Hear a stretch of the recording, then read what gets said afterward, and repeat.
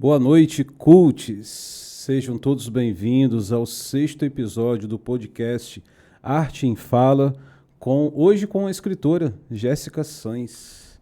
Seja bem-vinda, Jéssica, a esse podcast cultural. Já a gente vai mostrar aqui um pouco dos seus livros, a capa dos seus livros, e é um prazer estar te recebendo aqui. Igualmente, eu fiquei muito feliz de ter sido convidada. É realmente muito legal esse trabalho que você está fazendo com os artistas de Campos e região, não só aqui, né, mas com os outros eventos também. E estou muito feliz de estar finalmente participando. Ah, que bom, que bom. E assim, de cara, a gente estava trocando um pouco de ideia aqui antes de entrarmos no ar.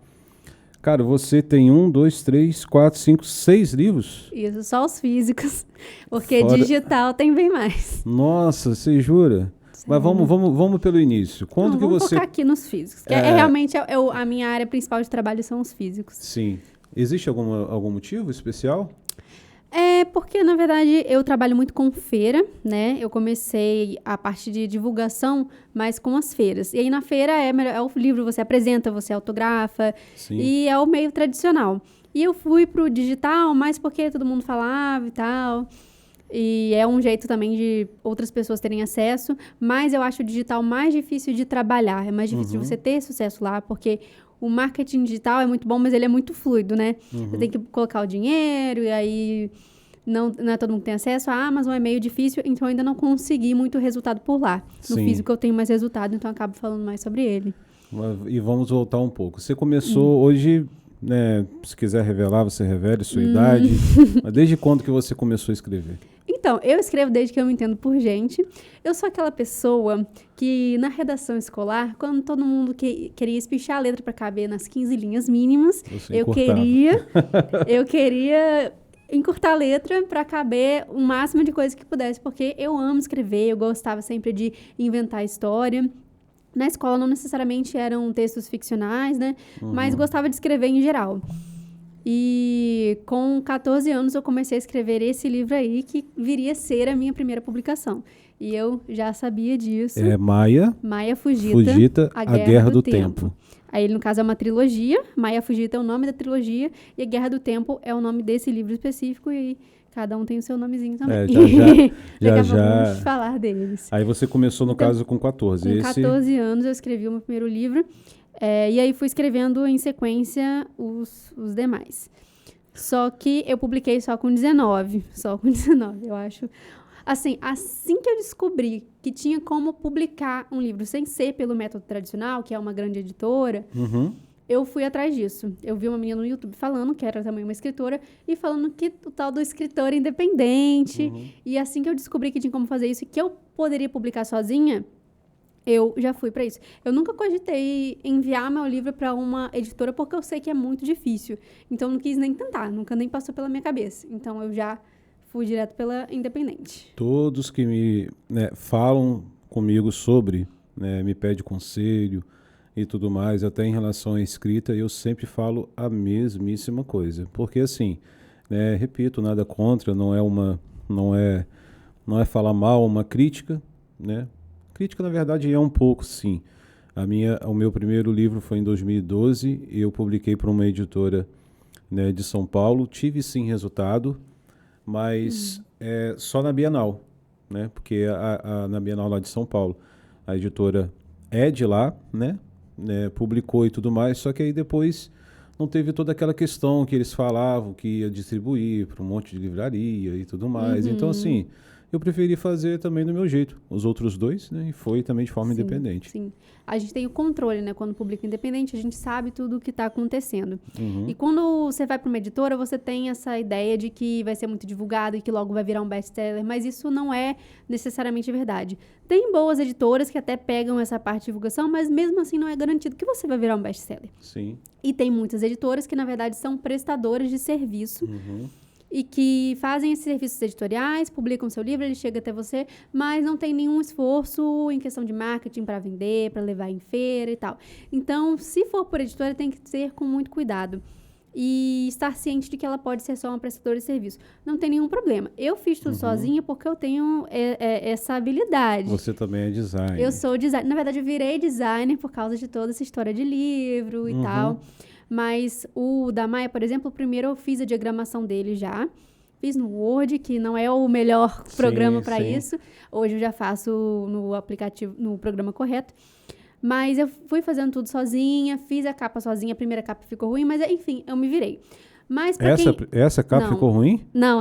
A primeira capa ficou ruim. Ah. Essa aí eu contratei uma capista. Sim. Então, tipo assim, eu percebi que a minha capa estava ruim porque foi eu que fiz.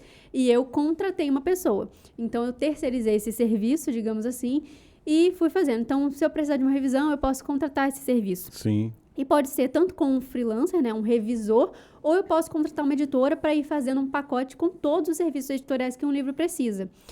Então, se você quiser ir para uma editora tendo ciência de que ela vai ser só uma prestadora de serviço e se intitular independente, isso é uma possibilidade. Para quem não conhece muito sobre como publica, é também uma forma de começar.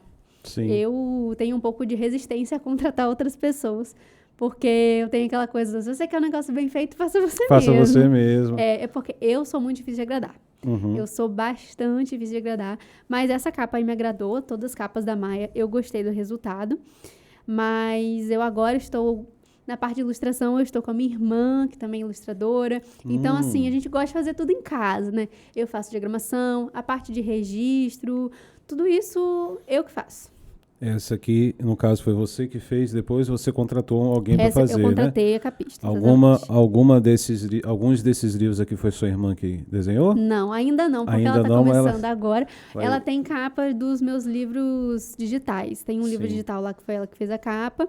E a ideia é que os próximos todos sejam ela que vai fazer, quando for ilustração. Ótimo.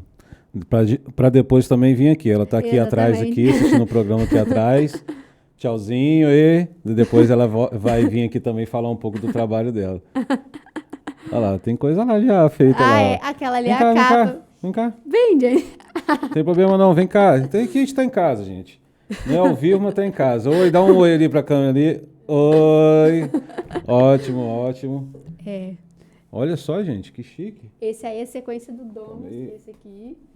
Então, esse aqui é a primeira capa, que foi feita também por uma ilustradora campista. E o segundo eu já deixei a Jenny fazer. Não sei se eu tô fugindo do microfone. Não, tá ótimo. Aí ela fez a sequência. E aí o da sequência, que também vai ser trilogia, o terceiro vai fazer, né, mano? Então é isso agora. Muito legal, parabéns. E do Rider, você não vai mostrar do Rider? Já, não tem aí? Já eu te chamo. Vai tá. lá, ajeita lá e depois você volta. E também, só fazer uma vírgula aqui, uma curiosidade para você que está em casa. Essa logozinha que está aqui, no cantinho aqui da tela, aqui em nossas canecas, quem fez foi a Jéssica. Exatamente. Nem conheci o Rafael ainda, Pois mas... trabalhos são assim. Relações profissionais. E você, dentro desse processo de escrita, qual que é a maior dificuldade? Principalmente você, que no caso fez trilogias, você faz os outros livros são continuidade, né? Isso. Qual a maior dificuldade nesse processo?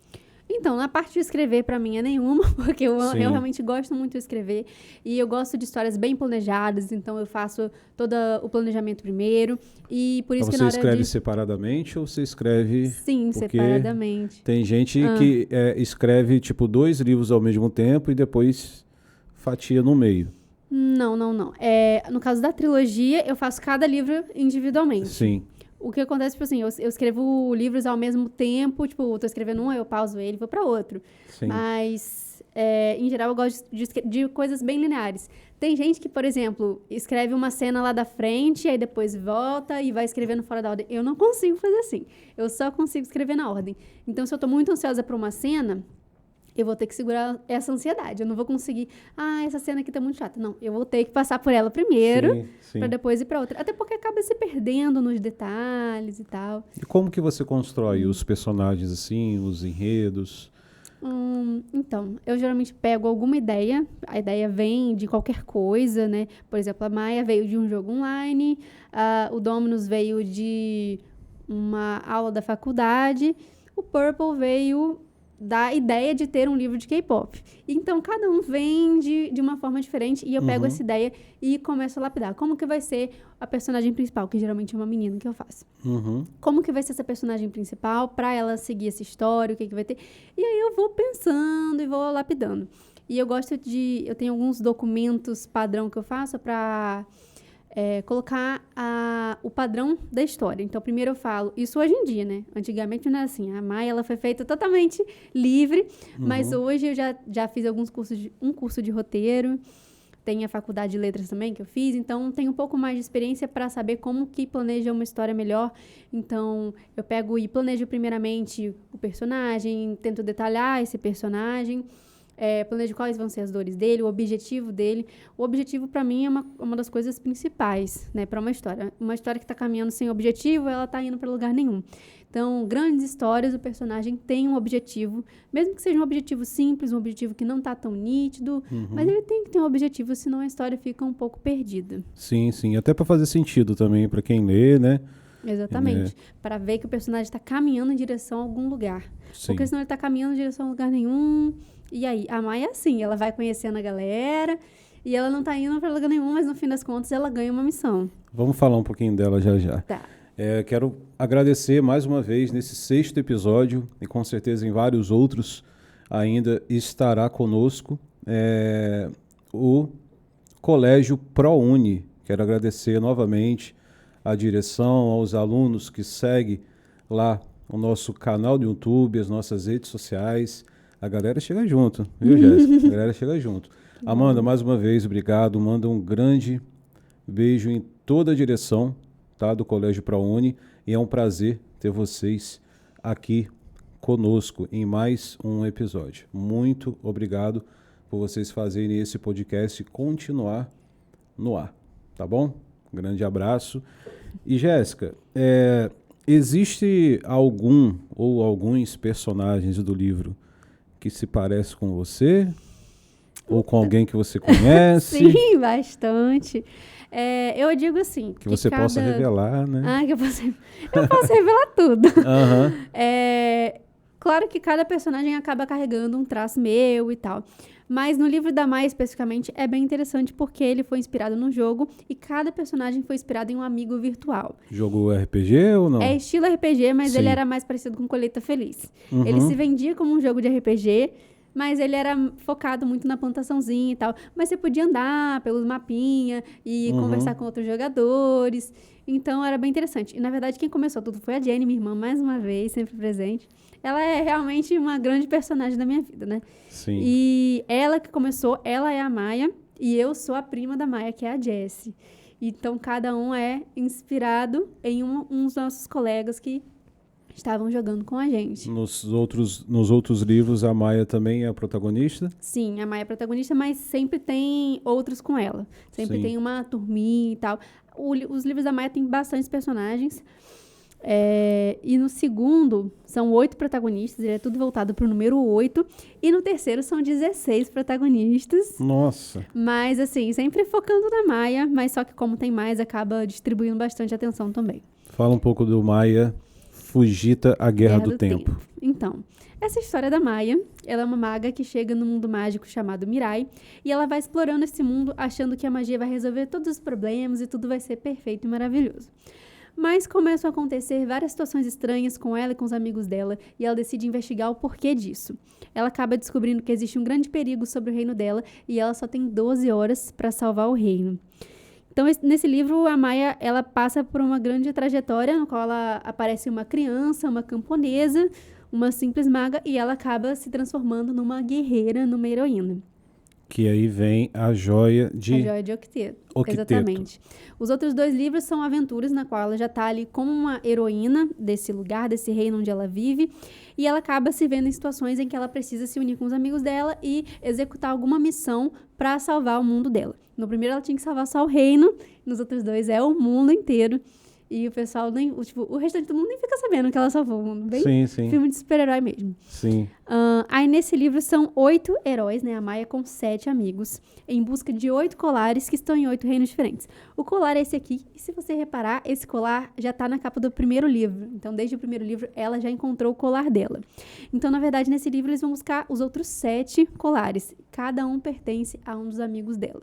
Cada um só pode tocar no seu próprio colar, senão a pele vai arder e queimar até a morte. O poder dela vem do colar? Ou não. Os poderes deles vêm da essência deles. Eles são magos e E eles já nascem com esse poder, vem muito do centro do planeta, e as árvores passam esse poder pro ar. Tipo uma coisa fotossíntese. Sim. Muita criatividade, gente. Criança, Muito bom, criança gente. criando as coisas é muito Aí legal. depois desse veio A Terra dos Perdidos. A Terra dos Perdidos. Nesse livro são 4 aventuras paralelas. Eles precisam equilibrar os elementos da natureza, que estão gerando vários colapsos, desastres naturais no mundo inteiro. Então, precisam realizar esse feitiço em meio a uma crise política que está acontecendo. Aconteceu um golpe de Estado, a mulher se tornou rainha, ela não tem direito. E ela implantou várias novas leis. Gente, e, tá assim, parecendo dorama. E aí o reino dela tá um caos porque essa mulher tá acabando com tudo e destruindo tudo que eles conhecem. Uhum. Então, eles têm que encontrar 4 pessoas que vão realizar esse feitiço.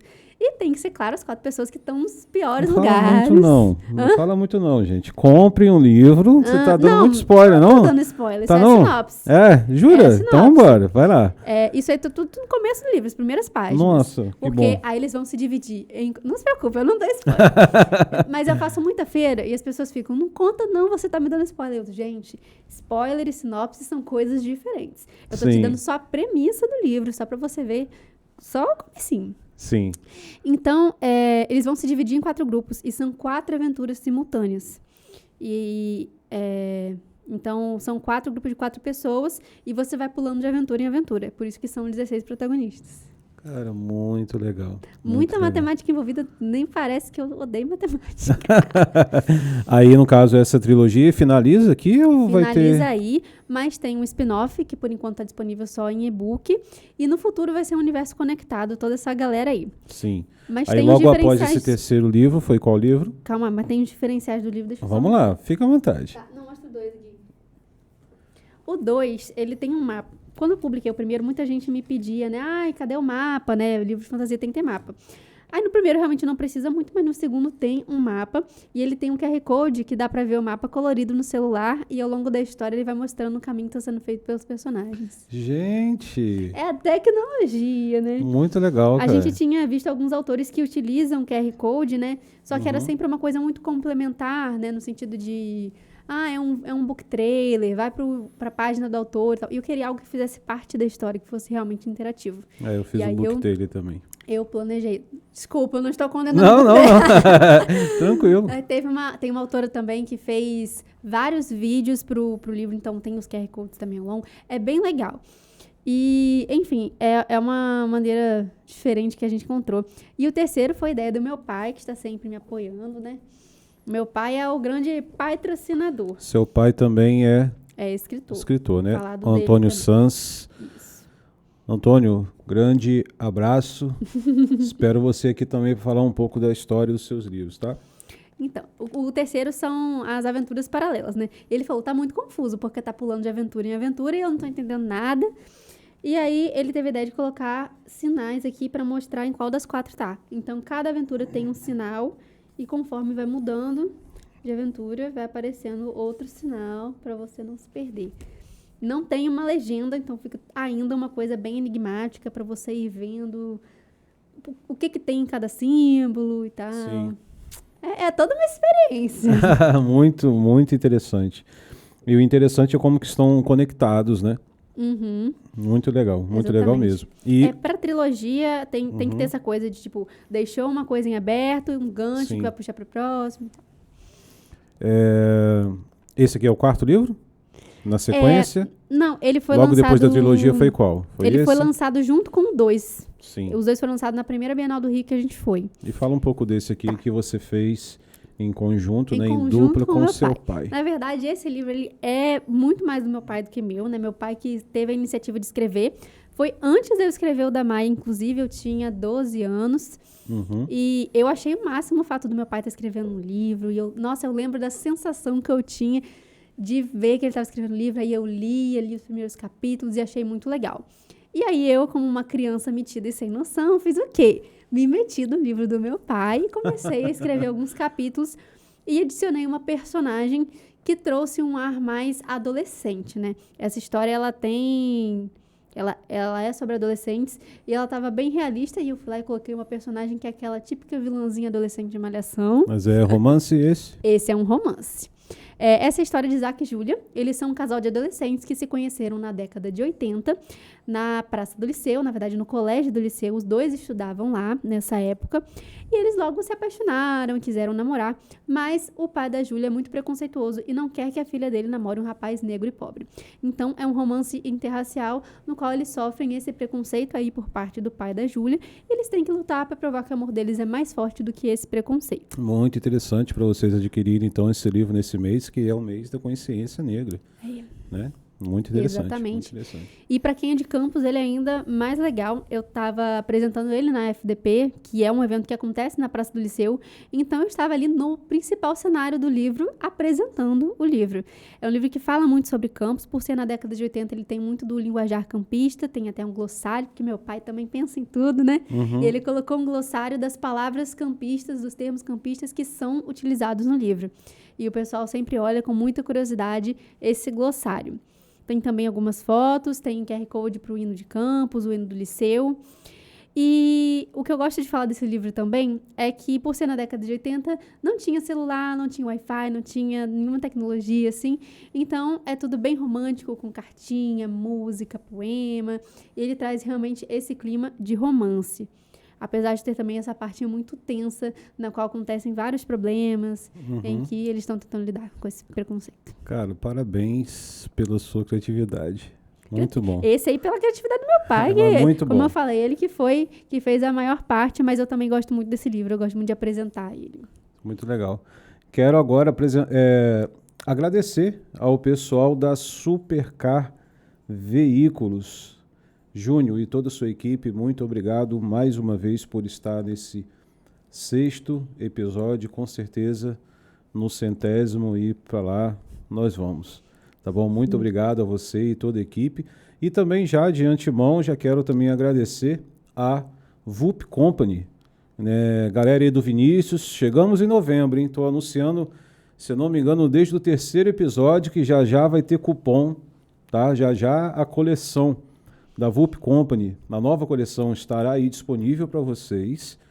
E a gente vai trazer um cupom aqui para todo mundo que assiste esse podcast, entrar em contato com o pessoal lá e adquirir as suas roupas com descontinho. É sempre bom. Um grande abraço lá ao pessoal da VUP. Jéssica, aí depois foi a Dominus? Exatamente. Fala um pouco dela. A lâmina curva. Esse também vai ser trilogia, né? Jéssica não sabe escrever pouco, ela escreve bastante. Então, eu gosto muito de trilogia, né? Eu gosto dessa coisa de você terminar o livro e você ter pra onde ir pra continuar explorando esse universo. E até por isso que eu fiz também um universo conectado. Mas isso aí é mais pra frente. Então, Dominus, como eu falei, tive ideia na faculdade, durante uma aula, uma professora falou que o nosso mundo ele é comandado por um grupo de pessoas específicas. O poder ele está na mão de pessoas específicas. E a partir daí eu falei, cara, estudar uma história. E essa é a premissa principal de Dominus, né? Mas é a história da Duda, esta menina aqui. Ela é uma menina brasileira, gamer, universitária, e ela acaba descobrindo a Dominus, que é essa sociedade secreta formada pelas 10 famílias e empresas mais ricas de cada país. E essa galera controla a parte mágica desse universo, que é inspirada no folclore e na mitologia brasileira. Aí ela tem a missão de transportar a lâmina curva, que é uma espada mágica e tecnológica muito poderosa. Tá todo mundo de olho nessa espada, então é uma viagem bem emocionante e qualquer paradinha no McDonald's pode dar um problema. Eu inventei recentemente essa parte do McDonald's, porque realmente tem essa cena em que eles param e como é algo que tá presente na vida das pessoas, o pessoal logo se identifica e acha isso uma coisa interessante. Muito legal. O desenho é muito bonito. Quem que fez? Esse é da Moniza. Também é designer daqui de Campos. Esse livro tem playlist também. Tem os players aqui indicando. É outro recurso que o pessoal usa bastante, mas eu quis fazer diferente, como sempre. Então, o pessoal bota a playlist, mas você nem sempre sabe qual música tá tocando em cada momento. Então, eu coloquei esses players para indicar onde cada música entra. E aí você vai acompanhando e ouvindo como se fosse um filme. Quando os seus livros virarem filme, já tem Já tem a trilha sonora, todos eles têm. Entendi. A Maia, ela veio um pouco antes da coisa da playlist, mas eu fiz a playlist da série, né? Não tem a playlist de cada livro, mas tem uma playlist de ambientação da trilogia como um todo. Cara, que interessante. E esse aí, gente, eu não sei nem o que eu vou falar desse livro, porque ele acabou de sair do forno, chegou lá em casa há pouquíssimo tempo. Não chegou para mão de ninguém ainda. Tá aqui. Você já fez o lançamento já ou ainda não? Não, assim, a gente fez a pré-venda, então várias pessoas já compraram o livro, mas a gente ainda não enviou para elas. Uhum. Ainda vou autografar e fazer o envio. Então, eu até autografei já o primeiro, mas ainda não entreguei para a pessoa que foi minha leitora beta. E tô ansiosa aí para autografar esses livros e enviar. Mas ele foi lançado primeiro em e-book, então já tem algumas pessoas que leram esse livro. Ele é o meu livro de maior sucesso na Amazon, felizmente. E esse livro surgiu dessa necessidade que eu senti de levar uma história de K-pop para as pessoas. Desde quando eu comecei a divulgar os livros em feiras, eu já gostava de K-pop, eu dançava em grupo de K-pop e eu sou muito envolvida com esse meio. Então... Você dança K-pop? Dançava. No passado. Não, eu danço um pouquinho ainda. O pessoal aí que acha que a Jéssica é só escritora, não é não, rapaz. Muitas artes envolvidas, entendeu? Esse ano eu dancei em duas competições. Não competições, assim, uma foi competição e outra foi amistoso, mas eu dancei, mas eu não pretendo, porque não faz parte mais muito do meu universo hoje em dia, mas já fez bastante. Nos livros ainda me interessa bastante, mas para dançar eu já tô um pouco... Já tô velha pra isso. Enferrujada. Já tô enferrujada. Eu danço nada. em casa sozinha, né, mas... Sim. Pra dançar assim profissionalmente, eu não tenho mais essa vontade. Mas o que acontece? Eu comecei, né, a chamar muito pessoas com blusa do BTS para vir conhecer os livros. E eu não tinha um livro de K-pop para oferecer. Isso porque esse público é muito emocionado, né? Quer muito comprar coisas de BTS e conhecer coisas de BTS. E foi até por isso que a gente começou a nossa lojinha geek, né? Começamos vendendo. Meu pai comprou alguns produtos de BTS e começamos a vender. E aos poucos fomos comprando mais. E hoje o nosso stand, além de ser dos livros, ele também é da parte geek. Eles também fazem alguns eventos voltados só para geek. Então vende colar, camiseta. Anuncia aí. Poxa. Anuncia qual que é o site. Gente, ó, sim, a JS Editora. Por enquanto a gente tá só com o nome de editora, mas Sim. a gente já tem essa parte geek da lojinha, iniciante ainda, mas já evoluiu bastante, já temos uma variedade bem grande de produtos. Só colocar lá no Google JS Editora que vai entrar no Instagram, site. No Instagram mesmo? No Instagram, js.editora. Lá tem, mostrando, um dos últimos vídeos foi da Bienal de Pernambuco, onde a gente montou o nosso maior stand de geek até então. Ele tinha várias prateleiras, tem com bonequinhos, enfim, tem muitos produtos. E é bem legal. Você falou que sobre essa questão de livros mais vendidos. Agora na Bienal do Rio, fala um pouco sobre esse feito. Qual livro seu que foi mais vendido? Foi o da Maia, o primeiro da Maia. Porque, na verdade, é o nosso... Tá ali, no outro lado. É o nosso carro-chefe, né? Porque foi o primeiro. E, felizmente, né, nós tivemos a felicidade de que esse primeiro livro, ele é muito vendável, né? Ele é uma fantasia medieval, infanto-juvenil, então ele é bem atrativo, ele tem o público dele de 12 anos, se interessa bastante por esse livro. Então, desde o começo, ele foi bem um sucesso, em todas as feiras que a gente vai, ele tem ótimos números. O Dominus, a gente teve um pouco de dificuldade, tá tendo um pouco de dificuldade com ele, porque ele foi lançado logo antes da pandemia. Então, ele ficou um tempo lançado, mas sem divulgar. Sim. E agora a gente está começando a divulgação dele, mas a gente ainda estava aquecendo como se vender. E aí, agora que eu tô começando realmente depois que eu peguei esse negócio de McDonald's, quando o bicho começou a vender.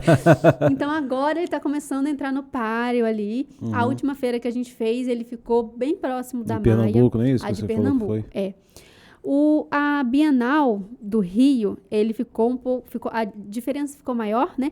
Mas ainda assim foi uma boa venda, considerando o tanto que a gente não vendeu ele até o momento.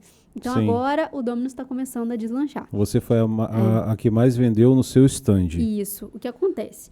Lá era um stand coletivo na Bienal do Rio, tinha vários autores lá e vários títulos, eram mais de 140 títulos. Só que a gente ficou lá todos os dias, teve outros autores que também... Alguns ficaram todos os dias, outros ficaram só alguns, e sempre na questão da abordagem, que é o ponto principal para a divulgação de livro. Estar em feira e abordar e falar sobre o livro. E a gente apresenta muito, muito, muito, né? Eu, meu pai e minha madrasta, sempre abordando. E é uma loucura, a gente aborda todo mundo. E por isso que a gente consegue esse número. E aí a Maia, no nosso ranking, ficou em primeiro lugar. E o Dominus ficou em quarto ou quinto. Agora eu já não lembro mais, porque ele foi mudando ao longo... O ranking só veio no final, mas ele mudou um pouquinho. Eu acho que ele ficou em quinto. Ele chegou em quarto, mas no final das contas ele ficou em quinto. Então, e tipo assim, não foi nem a autora mais vendida. Tipo assim, esse título, ele Sim. foi o mais vendido. Sozinho, entendeu? Sim, Mesmo sim. tendo o Dominus, que também ficou bem no ranking.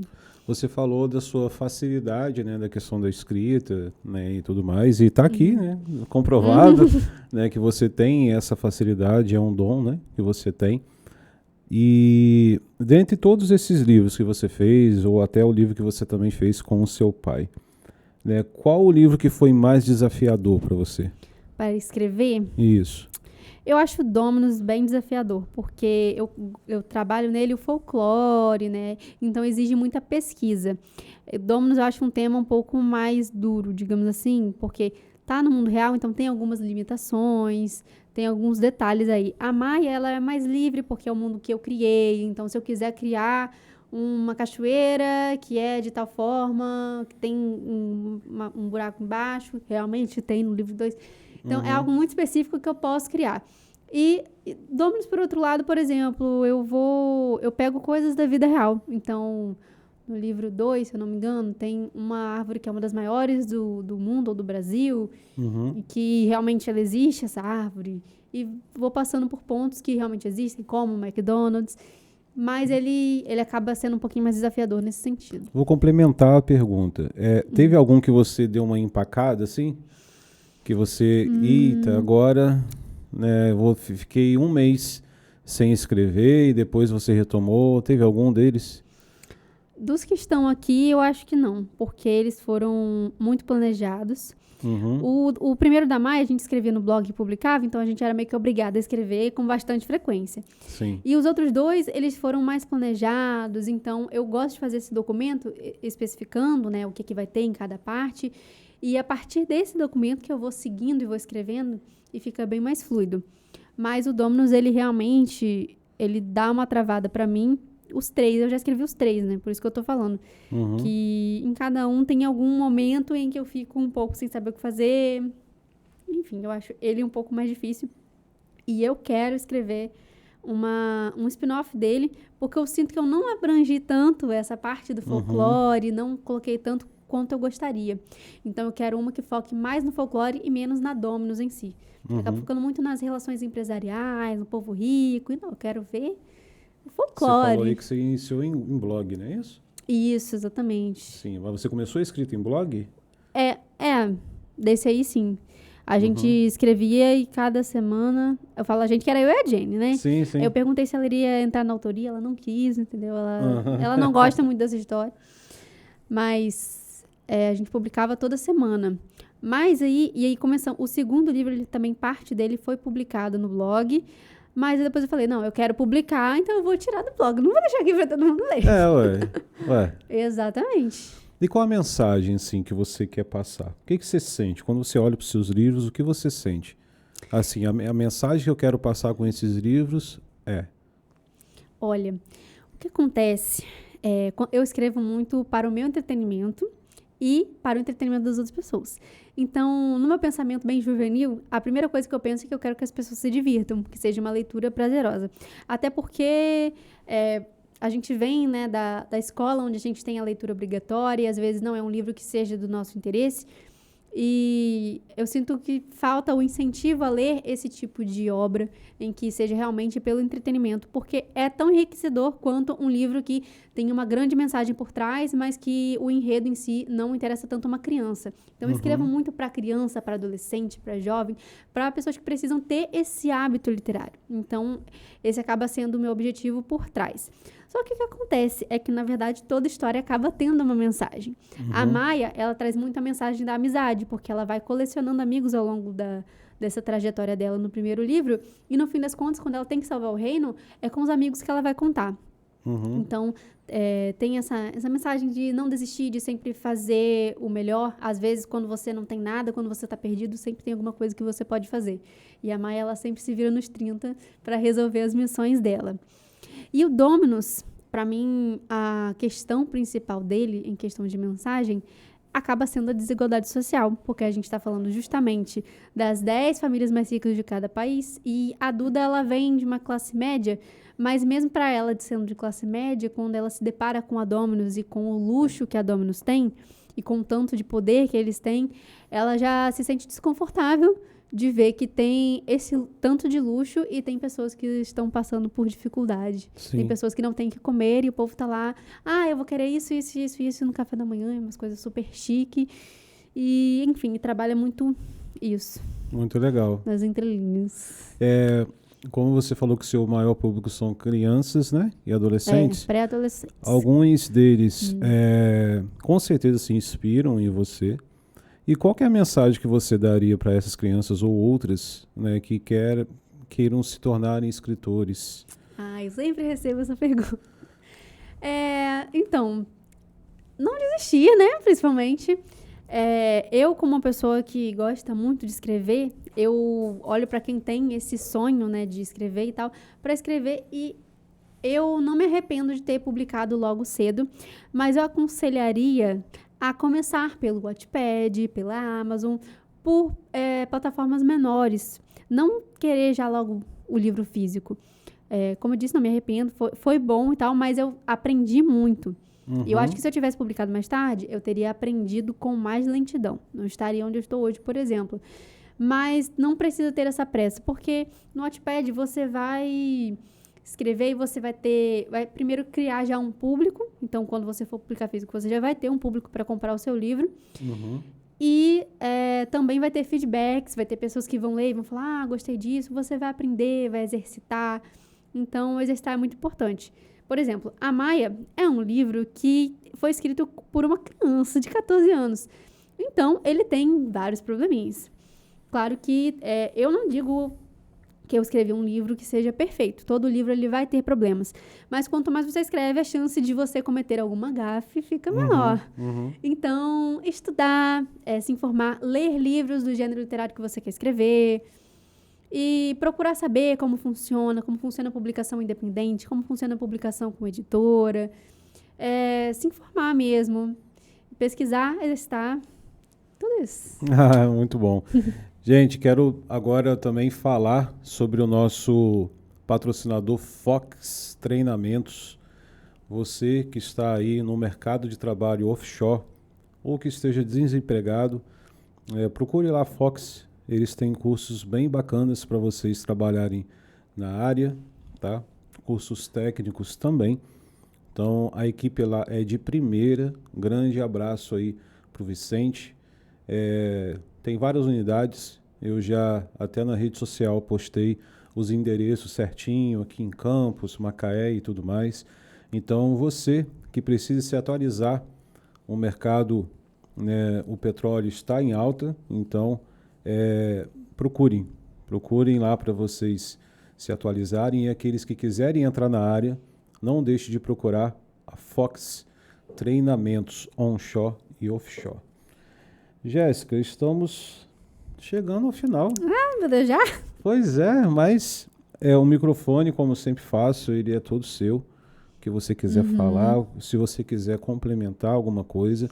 O objetivo do podcast é fazer com que as pessoas conheçam mais, né, os artistas. Né, e você tem um dom maravilhoso da escrita, que está aí passando uma mensagem muito bacana para várias gerações que com certeza estarão lendo suas obras, trilogias e tudo mais.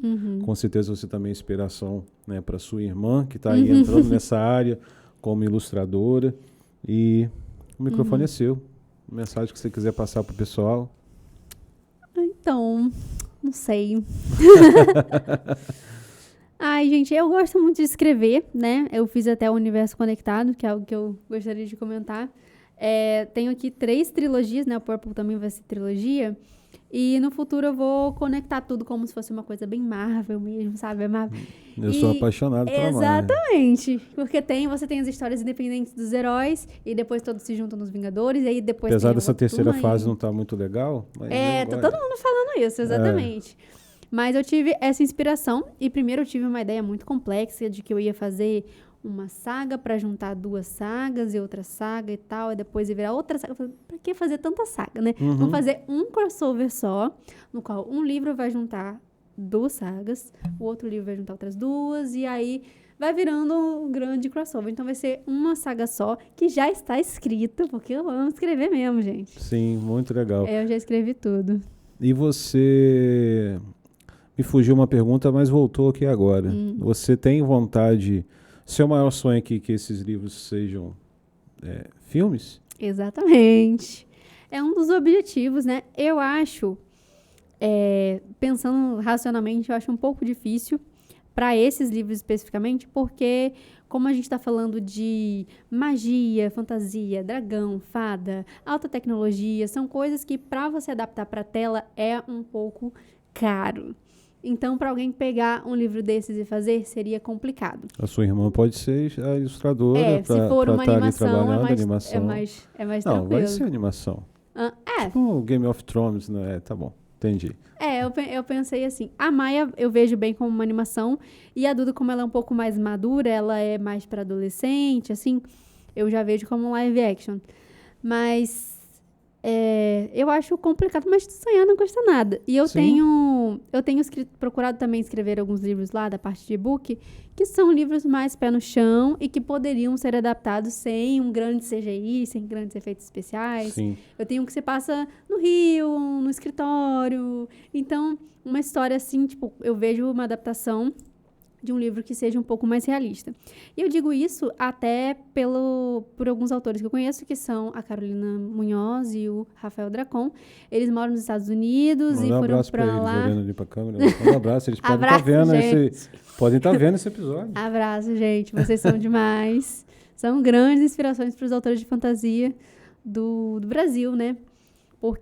Só que o que acontece? Eles têm, as sagas deles são famosas, os livros deles são famosos, e eles são best-sellers, e eles ainda não conseguiram adaptar o livro deles para tela.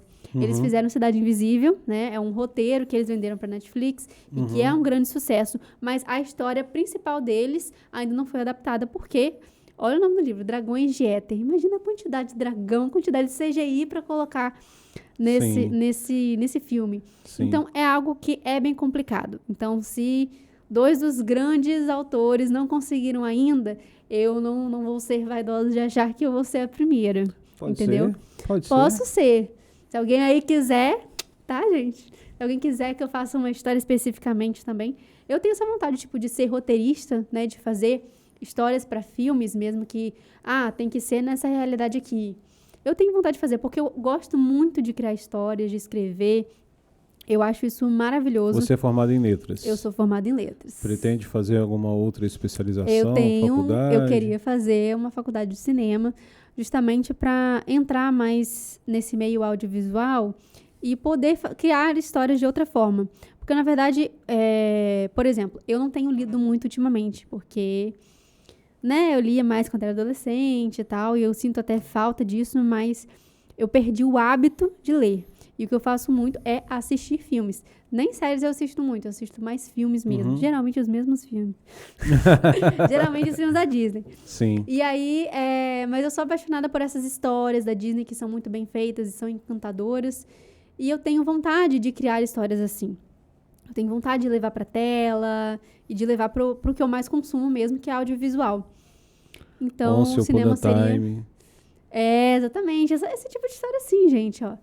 E eu tenho essa vontade de produzir coisas audiovisuais, mesmo que não seja da Maia e da Dominus, porque seria complicado. E o Purple, então, que é tudo coreano. Nossa. Aí seria difícil. Ou não, é onde tem o dinheiro, né? Porque, na verdade, né, teve agora um dorama brasileiro, que é com atores coreanos. Eu não tive a oportunidade de assistir ainda, mas é com atores coreanos, mas tem uma menina brasileira no meio, e aí fica nesse limbo entre brasileiro e dorama. Vai que você não entra, né, E- no meio através desse livro. Pois é, porque ele é o mais realista que tem, querendo ou não, né? Uhum. Porque se passa na cidade, não tem grandes poderes. Tem poderes? Acho que não. Pelo menos no primeiro livro não tem. Uhum. Então, é uma coisa também mais de escritório, é voltado pro mundo de K-pop, pros idols ali. A história dela é que ela é a produtora não, né? Mas ela tem que assessorar ali os idols desse grupo e tem sempre que fazer o melhor pra eles. E ela vai ganhando a confiança de cada um dos meninos desse grupo. E também tem um triângulo amoroso que não pode faltar no dorama, né? Então, ele é bem o estilo de dorama. Mas ele é bem pé no chão. A única coisa mais difícil é porque é tudo coreano. Então, não sei como seria essa adaptação. Talvez a Netflix Coreia teria que fazer, né? Mas é o mais plausível no momento, sem CGI, sem recursos muito caros. É isso. É isso. vamos ver. Tomara que você consiga. E o meio-fio pode ser gravado em campos. O meio-fio é realmente de todos o mais realista, né? Pois é, ué. Porque poderia ser gravado em campos. Quem sabe? Produtores locais. Produtores locais. Procurem Temos aí uma a grande história Jéssica. aqui. Coloca tá? aí a rede social dela para o povo procurá-la. A produção está colocando ali. Jéssica, foi um prazer. Olha lá, Jéssica Sainz. Underline, né? Jéssica Sainz. Underline Jéssica Sainz. Porque a Jéssica Sainz não está disponível, né? Sim. Mas eu botei um underline pra fazer um charme. Ah, muito legal. Muito um legal. jeito de ficar só meu nome. Mas aí procurando só Jéssica Sainz já acha. Que bom. Já acha, né? Que bom. Que bom. É, É. porque estão te procurando bastante. Exatamente. Muito bom. Muito interessante, tá? Muito interessante sua história. Muito interessante os seus sonhos. E é possível. É possível. É possível. Vamos trabalhar. É isso aí, é possível. Jéssica, muito obrigado mais uma vez Eu que agradeço. por estar aqui conosco. Como eu sempre falo, né, falei fora do ar e eu sempre falo no final de todos os episódios. Podcast Arte em Fala é para, de alguma forma, estar divulgando, né, os artistas culturais em todos os segmentos, dar voz a eles e humanizar, para as pessoas entenderem mais que atrás, né, do nomezinho que está aqui no livro existe uma pessoa que tem facilidade em algumas coisas, tem dificuldade em outras, tem sonhos que podem parecer impossíveis, mas que quem sabe amanhã ele não se torna possível. Então, é a mensagem que a gente sempre deixa. Tudo é possível para aquele, né, que crê, e a arte, né, move vidas. Tem muitas pessoas talentosas aí e você é uma delas. Fico muito feliz de ter te conhecido um pouco antes, estar te conhecendo um pouco agora, né, nesse podcast. Com certeza a gente vai se esbarrar bastante aí nessa vida cultural. Tá bom? Gente, quer dar mais algum recado? Agradecer você pelo convite, né? E, novamente, por todo o trabalho que está sendo feito na nossa cidade, na região, com os autores e com demais artistas. É muito importante e eu acho que a tendência é só a gente crescer, conhecendo mais artistas, com certeza, criando essa rede e ela ficando cada vez mais forte. Porque realmente falta isso em Campos, né? Falta Sim. um polo de divulgação, falta um centro para todos os artistas. E eu acho que aqui é um grande começo para isso. Muito obrigado. Muito obrigado pelo elogio. Vamos trabalhar, estamos abertos aí a críticas. Cadê a irmã dela? Quer vir aqui mostrar mais algum desenho? Alguma coisa? Chega mais. Aproveita, Jenny. Esse cabelo dela é bonito, gente.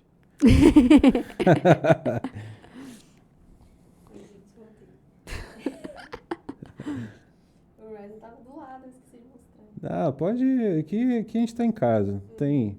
Olha, rapaz. Vou te falar que desenhos, né, ilustrações assim, eu já vi lá no Ei Nerd. Aqui, eita, olha que bonito. Esse aí é a ilustração que foi usada na capa do spin-off da Maia. Esse é um dos personagens mais emblemáticos da Maia. Tá aí ao lado dela, que bonito. Muito legal, olha. São várias facetas, né, do mesmo personagem. Ele tem várias identidades. É tipo legal. aquele filme Fragmentado.